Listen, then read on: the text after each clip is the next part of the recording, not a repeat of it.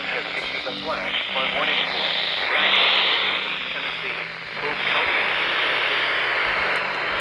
County and East Tennessee until 4 a.m. Eastern Daylight Time. At 12:58 a.m. Eastern Daylight Time, Doppler radar indicated thunderstorms producing heavy rain across the warned area. Up to 3 inches of rain have already fallen. Flash flooding is already occurring in Cleveland, Tennessee. Hazard, flash flooding caused by thunderstorms. Source, radar indicated. Impact, flooding of small creeks and streams, urban areas, highways, streets, and underpasses, as well as other drainage and low-lying areas.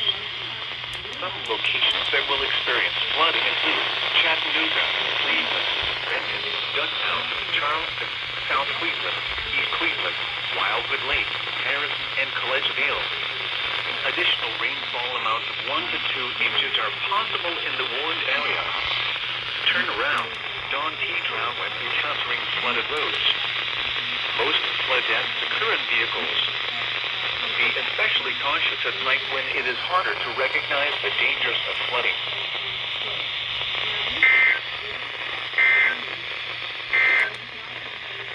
The National